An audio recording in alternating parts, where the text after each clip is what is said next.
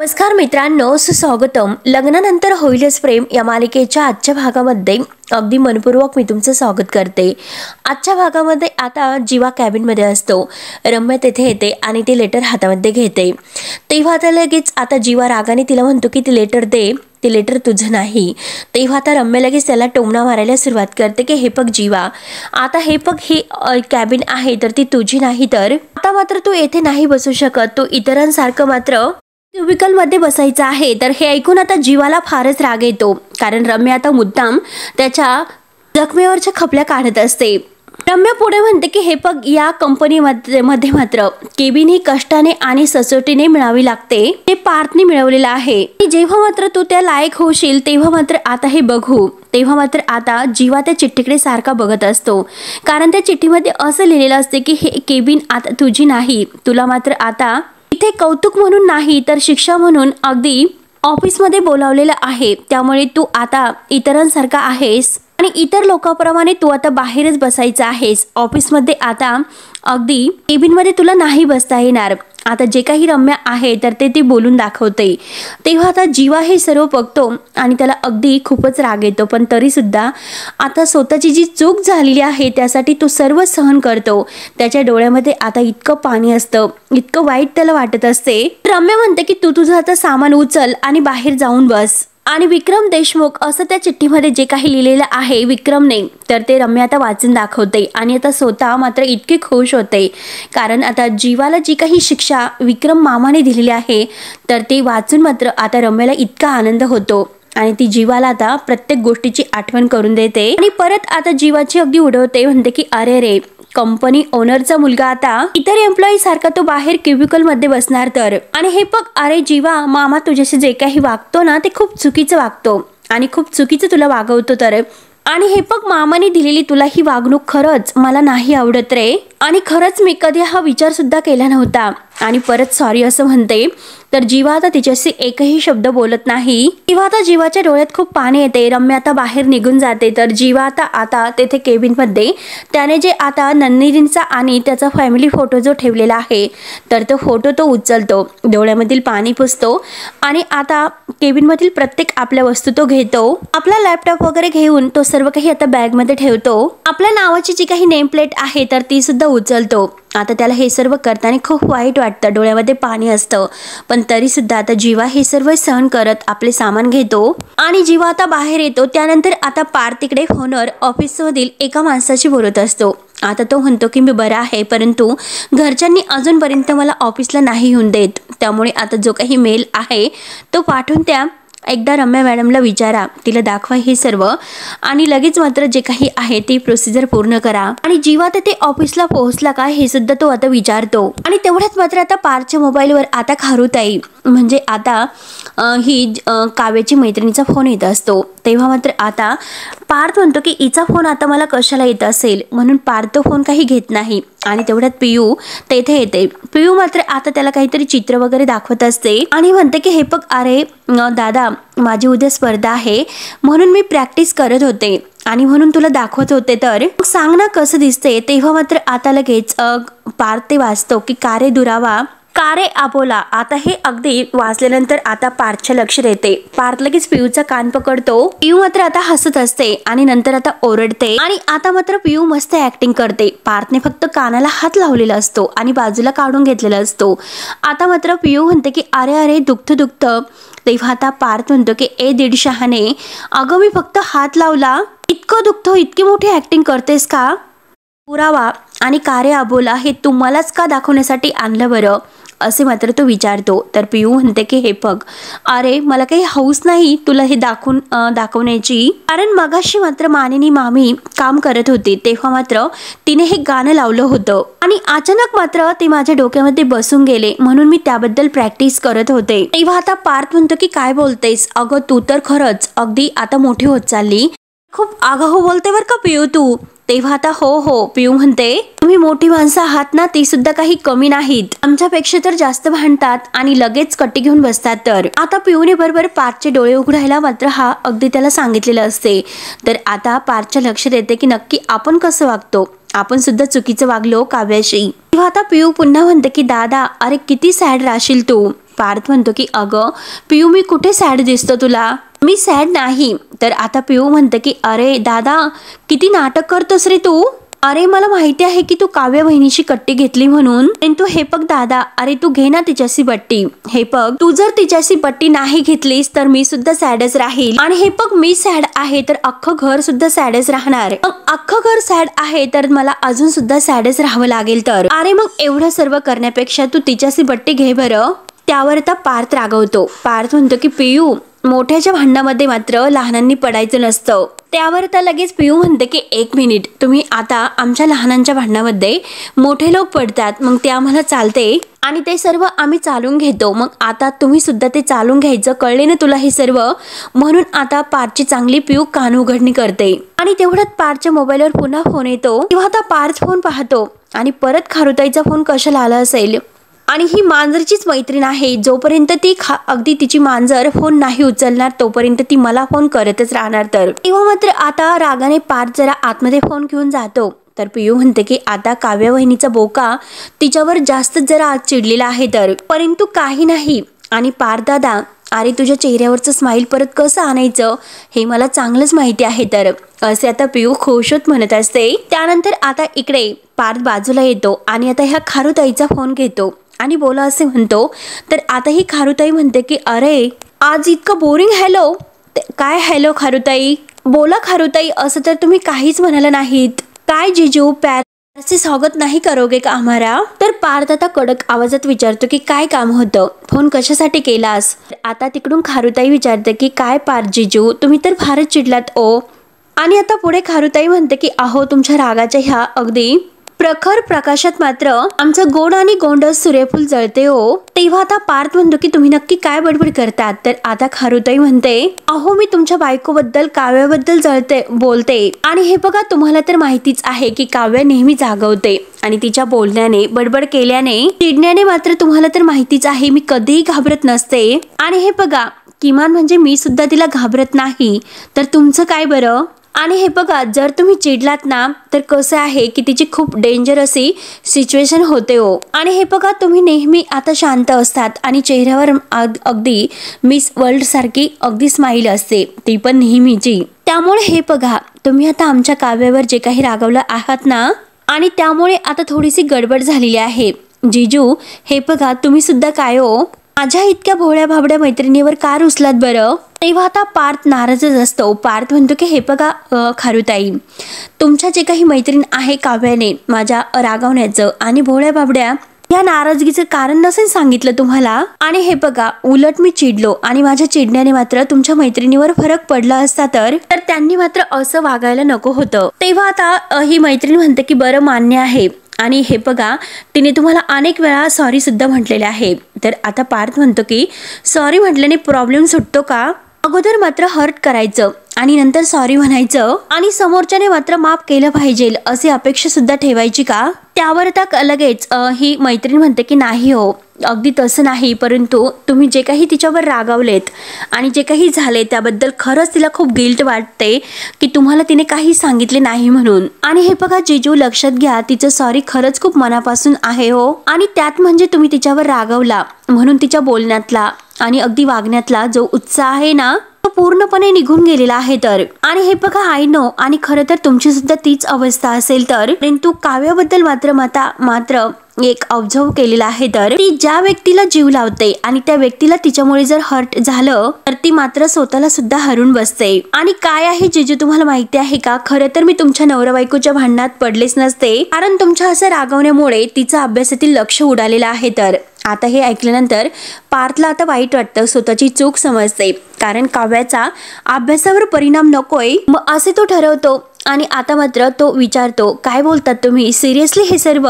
तर आता काव्याची मैत्रीण म्हणते की हो, हे सिरियसली आहे. तर मी रोज बघते की तुम्ही असं रागवल्यामुळे तिचं अभ्यासात लक्ष नाही लागत. तर परंतु जिजू, मी तुम्हाला खरं सांगू का, तुम्ही रागवल्यामुळे खरंच तिला खूप फरक पडतोय. तर तुम्हाला काय वाटतं, तुम्हाला काय वाटत नाही या गोष्टीचा मात्र तिला आजकाल खूप अगदी फरक पडतोय. आणि खरंच जिजू, हे बघा, मी तुम्हाला फोन केलेला आहे, हे तुम्ही तिला प्लीज सांगू नका. तर आणि प्लीज तुमच्या दोघांमध्ये जे काही आहे तर ते लवकरात लवकर सॉर्ट फॉल्ट आउट करा आणि पॅचअप करा बरं, कारण आमच्या परीक्षा जवळ आलेल्या आहेत आणि तुमच्या डोक्यातील आणि मनातील जो राग आहे तो जरा बाजूला ठेवा आणि चेहऱ्यावरती स्माइल करून काव्याला खुश करा. आणि प्लीज जिजू बाय जिजू असे बोलून आता ही खारुताई फोन कट करते. आता पारच्या लक्षात येते त्याची स्वतःची चूक काय आहे ते. त्यानंतर आता इकडे जीवा बाहेर बसायला येतो आणि मात्र तो आता तिथे बाहेर एम्प्लॉई सारखा आता बसलेला असतो आणि तेवढ्यात मात्र एक मुलगी त्याच्याजवळ पाहिल देते आणि ती जरा बाजूला जाते आणि दुसऱ्या आता एम्प्लॉईला विचारते की अगं काय झालं जीवा सर असे बाहेर का बसलेच.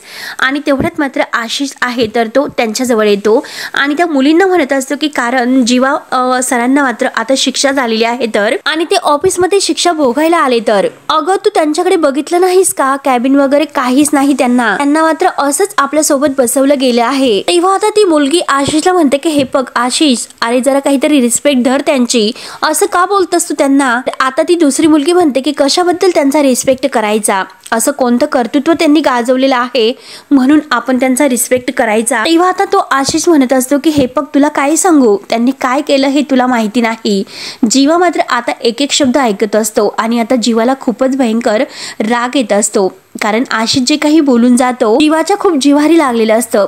आशिष पुढे म्हणतो की हे बघ तुला माहिती नाही त्यामुळे तू मध्ये मध्ये मात्र बोलू नकोस. तेव्हा आता जी मुलगी जीवाकडून बोलते ती आता ह्या दोघांना म्हणते की शटअप, जीवा सर खरंच खूप चांगले आहेत. तेव्हा मात्र आता ती दुसरी म्हणते की अगं हे बघ जीवा सर मात्र गरीब आहेत परंतु आता लग्न झाल्यानंतर आता हे गरीब नवरा असणाऱ्या ज्या बायका असतात तर त्या त्याचा गैरफायदा घेतातच. आशिष म्हणतो की हो हे तर बरोबर आहे. तर आता ती मुलगी पुन्हा म्हणते की पुरुषांचा मान टिकेल हे पूर्णपणे आता बायकावर अवलंबून असते. तेव्हा आता ती मुलगी म्हणते की तुम्ही नक्की काय बोलतात खरंच मला काही कळत नाही. तर तेव्हा आता आशिष नंदिनी बद्दल बोलतो आणि म्हणतो की त्या मिसेस नाही का नंदिनी मॅडम त्यांचा कोणता तरी एनजीओ सोडवण्यासाठी सरांनी मात्र अगदी घरामध्ये चोरी केली आणि सगळे दागिने विकलेत. तो आता हे ऐकून त्या मुलीला धक्का बसतो आणि काय बोलतात तुम्ही. तर आता तो मुलगा म्हणतो की म्हणजे आशिष हो हे खरं आहे. तर जीवा आता हे सर्व ऐकतो त्याच्या जीवाचा खरंच खूप संताप होत असतो. आशिष पुढे म्हणतो की त्यामुळेच मात्र त्या विक्रम सरांनी त्याला ही शिक्षा दिलेली आहे. तर आता ही मुलगी म्हणते की नेहमीप्रमाणे मात्र ते केबिन मध्ये गेले सुद्धा होते. रम्या सुद्धा आता तेथे येते आणि ह्या तिघांचं बोलणं ती ऐकत असते. तिला तर खूप आनंदच होतो कारण तिचा चेहरा खुलतो. जीवाला मात्र आता हे लोक बोलत असतात. त्यानंतर मात्र आता ही मुलगी पुढे म्हणते की जेव्हा ते जीवा सर आहे ना ते केबिनमध्ये गेले होते तेव्हा मात्र आता विक्रम सरांनी त्यांना हे सांगितलं म्हणजे चिठ्ठीद्वारे की केबिन आणि इज्जत मात्र ही कमवायची असते. आता हे त्यांनी स्पष्ट शब्दात चिठ्ठीद्वारे सांगितलं. आता रम्या हे सर्व ऐकते तर तिला खूप असा आनंद होत असतो. तिचा चेहरा लगेच खुलतो. तेव्हा मात्र आता ती दुसरी मुलगी विचारते की जीवा सरांनी मात्र पैसे कुठून घेतले हे त्यांच्या बायकोला माहिती होतंय पण तरी सुद्धा आता हे सर्व ती असं कसं करू शकते. मी जर त्यांच्या जागी असते तर मी त्या पैशांना हात सुद्धा लावला नसता. तेव्हा आता आशिष नंदिनी बद्दल वाईट बोलतो आणि म्हणतो की अगं अशा बायका काही असतात नवऱ्यांच्या जीवावर म्हणजे नवऱ्यांच्या पैशावर अगदी आईश करणाऱ्या. होल्ड लिगल आता असं म्हणल्यानंतर जीवाला इतका राग येतो. जीवा लगेच आता उठतो आणि सगळ्यांच्या समोर आशिषची गचंडी धरतो आणि विचारतो की काय बोललास. तेव्हा आता सगळेजण धावतच एम्प्लॉई आता यांच्या जवळ येतात जीवाला सोडवायला. रम्याला मात्र आता हे सर्व बघून खूपच आनंद होतो. रम्या खूप हसत असते. आता जीवा खूप संतापलेला असतो. आशिषची गचंडी धरत तो विचारतो की तू नंदिनी बद्दल काय बोलला, तुझी हिंमत कशी झाली हे सर्व बोलण्याची, ते तोंडाला येईन ते तू बोललास आणि तुला काय माहिती आहे सांग नंदिनी बद्दल. तेव्हा आता आशिष म्हणतो की जे काही मला कळाले तर तेच मी बोललो. तर आता जीवा खूप संतापलेला असतो आणि आता यापुढे मात्र एकही शब्द जर बोलला तर येथे मी तुला लोळवेल असं मात्र तो आता म्हणत असतो. आणि तेवढ्यात तिथे विक्रम येतो. आता विक्रम मात्र हे सर्व बघून आता खूप ओरडतो आणि म्हणतो की जीवा हे सर्व काय चालू आहे. तर तेव्हा आता जीवा मात्र आशिषला सोडून देतो. तर आता विक्रम भडकून म्हणतो की हे माझं ऑफिस आहे, मी सुद्धा येथे काम करायलाच येतो आणि तुमच्या सगळ्यांकडून सुद्धा मला हेच अपेक्षित आहे. तुम्ही सुद्धा असं गैरवापर कसा करू शकता. डोक्यात जर हे सर्व शिरत नसेल तर आता आपापल्या घरी जा आणि आपापल्या जागेवर जायला मात्र आता विक्रम ओरडतो. तेव्हा सर्व एम्प्लॉई आपल्या जागेवर जाऊन बसतात खाली मान घालून. तेव्हा आता जीवा हा विक्रमला सांगायला जातो की हे बघा बाबा. तेव्हा मात्र आता विक्रम त्याचं काही ऐकून न घेता म्हणतो की आज तो ऑफिसला पहिल्यांदा आला, पहिला दिवस आहे ना ऑफिसचा तुझा आणि पहिल्याच दिवशी मात्र हे असं बेताळ वागणं तू सुरू केलेलं आहे का. हे शोभतस का तुला, काम करायचं नाही हेच तू ठरवलेलं आहे का, कुठल्या गोष्टीसाठी आपण लायक नाही हे तुला सिद्ध करायचे आहे का. आता खारुताईचं बोलणं ऐकून इकडे मात्र पार्थ काव्याच्या रूममध्ये येतो. आता काव्याचे लक्ष नसल्यामुळे काव्या फक्त आता जे पुस्तक आहे तर ते उलटेच धरते, कारण अभ्यासात लक्षच नसते आणि आता अभ्यास करत आहे असे दाखवते. आणि पार्थ तेथे येतो.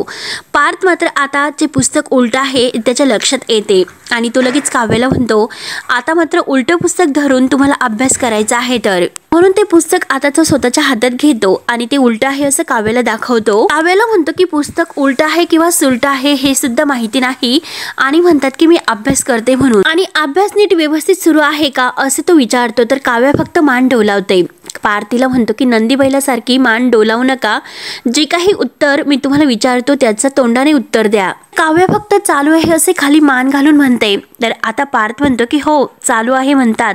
डोक्यामध्ये मात्र दुसरे विचार सुरू असताना अभ्यास करता येत नाही कलेक्टर बाई, नक्की काय कसला अभ्यास करतात. तर काव्य म्हणते की आपण एखाद्याला मनापासून सॉरी म्हणतो आणि ते सॉरी मात्र आता समोरच्या पर्यंत पोहोचतच नसेल तर असं होतं आर्किटेक्ट साहेब. तेव्हा मात्र आता पार्थ म्हणतो की नको ती धडपड आहे तर ती थांबवावी. तेव्हा आता लगेच काव्य म्हणते हे बघा म्हणजे पार्थ साहेब, आता ही धडपड आहे तर ती तुमच्यासाठी असेल, माझ्यासाठी नाही, कारण कोणी माझ्यावर इतकं चिडलेलं असताना मी असं स्वस्त नाही बसू शकत. तेव्हा आता पार्थ म्हणतो की अच्छा, म्हणजे तुमच्या स्वच्छतेचा जो परिणाम आहे तर तो मात्र तुमच्या अभ्यासावर झालेला आहे तुम्हाला चालतो. त्यावर आता काव्य म्हणते की खरं तर नाही चालत, परंतु काय करणार, तर कोणीतरी माझ्यावर खूप चिडलेले आहात आणि कोणीतरी माझ्यावर खरं तर चिडलेले नाहीत, तर मात्र त्याचा चांगला परिणाम माझ्या अभ्यासावर होऊ शकतो. तर आणि बरं ठीक आहे, माझी चुकी तुम्हाला नाही कळणार. तेव्हा आता काव्या लगेच आता पार्थकडे पाहत असते. पार्थ लगेच आता काव्याला सॉरी असं म्हणतो. सॉरी म्हटल्यानंतर काव्याला तर आश्चर्याचा धक्काच बसतो. ती पार्थकडे खुश होत पाहतच असते. तर काव्य विचारते की तुम्ही सॉरी कशाला म्हणतात. तर आता पार्थ म्हणतो की तुम्ही कुणाची मैत्रीण आहात. तेव्हा आता काव्य काहीतरी म्हणते तर पार्थ तिला म्हणतो की काय. तर आता काव्य म्हणते की तुमची.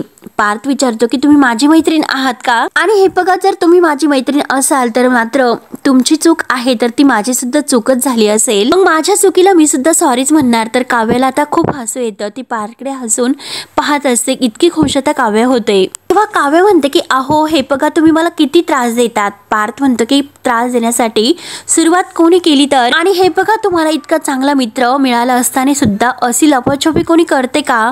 तेव्हा आता काव्य म्हणते की हो का, आणि तुमची मैत्रीण तर वेडीच आहे. लगेच पार्थ म्हणतो की हे बघा माझ्या मैत्रिणीला वेडी नाही म्हणायचं तर. तेव्हा काव्य खुशत पुन्हा आता पार्थला विचारते की देशमुख तुम्ही मला माफ केलत ना.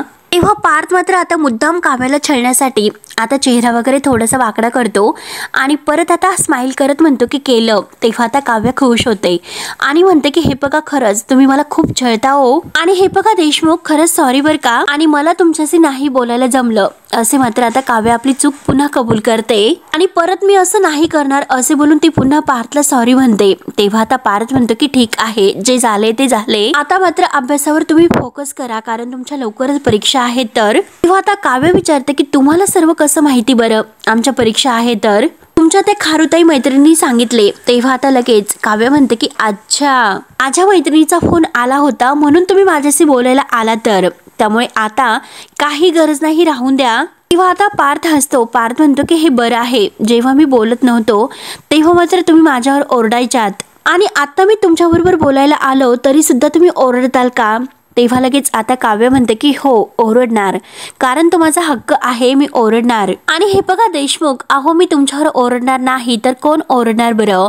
तेव्हा आता पार्थ म्हणतो की काव्य देशमुख. तर काव्य आता त्याच्याकडे बघून हसते आणि पार्थ देशमुख असं म्हणते. तेव्हा आता पार्थ खूपच खुश होतो आणि तिच्याकडे बघत मनात म्हणतो चला ठीक आहे, अगोदरची काव्य देशमुख तर परत आली. आणि खुश होत मात्र दोघे एकमेकांकडे बघून हसतात आणि पार्थीला अभ्यास करायला सांगतो. तेव्हा आता काव्य खूप खुश होत अभ्यास करायला घेते. तेव्हा तो आता काव्याची खूपच काळजी घेतो. आता काव्याला काय लागते काय नाही, तिचा चष्मा वगैरे आहे तर तो सुद्धा व्यवस्थित साफ करून आता तो तिला घालायला देतो. काव्याचं सगळं काही काम आता पार्थ करत असतो म्हणून तिला अभ्यासात कुठेतरी आता वेळ मिळतो. तेव्हा आता काव्य पुन्हा पार्थच्या हातात तो गॉगल देते. तर पार्थ आता पुन्हा आपल्या हाताने काव्याच्या डोळ्यांना तो गॉगल लावतो. तेव्हा आता काव्य खूपच खुश होते आणि पार्थ आता बाहेर निघून जातो. तर काव्य आता खुश होत म्हणते की फायनली आता पार्थ देशमुखांच्या नाकावरचा जो रागेचा फुगा आहे तर तो फुटला तर, आणि आता मात्र माझा अभ्यासात व्यवस्थित लक्ष लागेल तर. आणि ती पार्थ आता गेल्यानंतर अगदी थँक्यू देशमुख आता स्वतःलाच म्हणते. आणि आता खूप खुश होऊन अभ्यासाला लागते। त्यानंतर आता इकडे नंदिनी मात्र जो हार आता तेथे विकला होता तर त्या ज्वेलर्स मध्ये येते आणि तेथील एका काकांना ते ज्वेलर्स बद्दल विचारते की कुठे आहे ते। तेव्हा ते काका त्या ज्वेलरचा पत्ता सांगतात। तेव्हा आता त्या ज्वेलरचा पत्ता शोधत येत असताना मात्र आता नंदिनीच्या डोक्यात एक प्लॅन येतो, कारण जीवा ऑफिसला पोहोचले असतील, मग नक्की मी काय करू, त्यांना एकदा फोन करून विचारू का त्यांची परिस्थिती कशी आहे म्हणून ती जीवाला फोन करते आणि जीवा आता फोन उचलतो। नंदिनी विचारते की जीवा, ऑफिसला गेल्यापासून खरंच माझं मन मात्र अगदी थांबतच नाही, सारखं तुम्हाला फोन करावेसे वाटते। नक्की ऑफिसमध्ये तुमचं काय सुरू आहे, सगळं काही व्यवस्थित आहे ना, कारण ऑफिसचा तुमचा आज पहिला दिवस होता आणि तुम्हाला फोन करून आता हे सर्व विचारण्याचं मी ठरवले, कारण तुमचं सुद्धा आता ऑफिसमध्ये मन लागतं की नाही याचं मला खूप टेन्शन येते। आणि जीवा, तुम्ही खुश तर आहात ना? तर जीवा म्हणतो की अगं हे बघ, मला कामच इतकं आहे आणि माझ्या शेजारी सुद्धा खूप लोक आहेत, विचार करण्यासाठी वेळच मिळत नाही आणि इथे मात्र सर्व काही छान सुरू आहे, मस्त सुरू आहे। तर जीवा आता मुद्दाम नंदिनीशी पुन्हा एकदा खोटं बोलतो आणि आता जे घडलेलं आहे तर ते मात्र आता तो नंदिनीपासून लपवतो आणि म्हणतो की हे बघ, मी अगदी माझं काम मनापासून करतो आणि मी लोकांच्या ऑफिसमध्ये थोडंच काम करतो, अगं हे आपलंच ऑफिस आहे, त्यामुळे मला इथे दबल्यासारखं अजिबात होणार नाही। तेव्हा आता नंदिनी म्हणते की हो ते तर आहे आणि विचारते की बाबा तुमच्याशी बोलले का? आता हे ऐकल्यानंतर मात्र जीवाला आणखीनच वाईट वाटतं। जीवा काही उत्तर देत नसतो तर नंदिनी म्हणते की मगाशी मात्र ते तुमच्यासाठी थांबले सुद्धा नव्हते, आता ऑफिसमध्ये नीट व्यवस्थित बोलतात ना ते तुमच्या बरोबर। तेव्हा आता अगदी जीवा म्हणतो की हे बघ अगं, ते नक्की आता मी वेळेवर येतो की नाही हे बघण्यासाठी मात्र ते हे सर्व करत होते। तर आणि हे बघ, सगळेजण माझ्यासाठी अगदी छान वागतात, माझं काम, माझं केबिन आहे ना, ते सगळं काही व्यवस्थित सुरू आहे। तर जीवा आता नंदिनीशी खोटं बोलतो आणि नंदिनी तू टेन्शन घेऊ नको, बाबा सुद्धा खरंच माझ्याशी खूप नीट वागतात आणि हे बघ, मी काही कर्तृत्व गाजवले नाही तरी सुद्धा सगळं काही एकदम असं सॉलिड सुरू आहे। तर त्यावर आता नंदिनी विचारते की तुम्ही खरंच खुश आहात ना? तेव्हा आता जीवा म्हणतो की तू असं का विचारते, अगं मी तुला खरंच सांगतो की खरंच मी खूप खुश आहे आणि हे बघ अगं, त्या केबिन मध्ये लँडलाईन आहे ना, ते सतत मला वाचावे लागतात, त्यामुळे चल आता मी फोन ठेवतो, मला जावं लागेल। आता जीवा मात्र नंदिनीचा फोन कट करण्यासाठी मुद्दाम पुन्हा तिच्याबरोबर खोटं बोलतो। आता नंदिनीला हे सर्व माहिती व्हायला नको, जेणेकरून तिला जर हे सर्व माहिती झाले तर तिला खूप वाईट वाटेल, त्यामुळे मात्र जीवा हा निर्णय घेतो आणि आता सगळं काही तो अगदी सांगण्याचं न ठरवतो। तेव्हा मात्र आता जीवाने फोन ठेवल्यानंतर आता नंदिनीच्या लक्षात येते, नंदिनी आता स्वतःला म्हणते की नाही जीवा, तुम्ही कोणत्या परिस्थितीतून जातात याचा मला पूर्ण अंदाज आहे, तुम्ही माझ्याशी खोटं बोलतात, परंतु हे बघा एक गोष्ट लक्षात घ्या, जे काही झालेलं आहे तर नक्की मी ते बदलेल, तुमच्यावरचे आरोप दूर करेल। आता ज्वेलर्सकडे जाते आणि त्या माणसाचे डिटेल्स काढते, तेथे फक्त अर्ध्या गोष्टी ह्या ठीक असतील आणि याची मला पूर्ण खात्री आहे, जीवा काही जरी झाले तरी सुद्धा ही नंदिनी तुम्हाला हरून नाही देणार। तर मित्रांनो, हा भाग येथे संपतो। पुढील भागामध्ये पार्थ काव्याला म्हणतो की हे बघ, जीवा माझ्यापेक्षा वेगळा आहे, अगदी मनाला वाटेल तसे वागतो, अगदी मनापासून त्याला मनाने वाटतं तसं जगायला आवडते। तर आता काव्या बोलून जाते की नेहमी त्याला हेच वाटतं। तर पार्थ विचारतो की नेहमी? काव्या आता पार्थकडे पाहत असते। त्यानंतर आता मानिनी आता घरी असते आणि नंदिनी सुद्धा। तर विक्रम घरी येतो आणि मानिनीला म्हणतो की मी पटकन फ्रेश होऊन येतो। तेव्हा आता मानिनी विचारते की जीवा कुठे आहे? तर आता विक्रम म्हणतो की अगं, त्याला जे काम मी दिलं होतं तर ते काम तो ऑफिसमध्ये करत बसलेला आहे। तर आता हे नंदिनी सर्व ऐकते आणि जीवा अजून ऑफिसमध्ये आहे हे नंदिनीच्या लक्षात येते। नंतर आता जीवाला ऑफिसमध्ये येण्यासाठी खूप उशीर होतो, मग आता बस आणि ट्रेन सुद्धा आता गेले असतील, मग नक्की आता कशाने जायचा असा प्रश्न जीवाला पडतो आणि तेवढ्यात मात्र नंदिनी आता जीवाला घेण्यासाठी येते। तर आता अगदी जीवाच्या चेहऱ्यावर गाडीचा प्रकाश पडतो आणि तो कोण आहे असं म्हणतो। तर आता नंदिनी म्हणते की अरे ड्रीमर बॉय, अरे कोण आहे, लिफ्ट हवी आहे का? तेव्हा आता जीवा म्हणतो की काय चकाचक बाई, मला भास वगैरे होतात की काय, म्हणजे तू खरंच मला घ्यायला आली? तर नंदिनी म्हणते की हो। मग जीवाला खूप आनंद होतो आणि नंदिनी त्याच्याकडे बघून खुश होऊन हसते। तर मित्रांनो, आता पुढे काय होईल हे बघण्यासाठी आपल्या चॅनलला नक्की सबस्क्राईब करत रहा। धन्यवाद।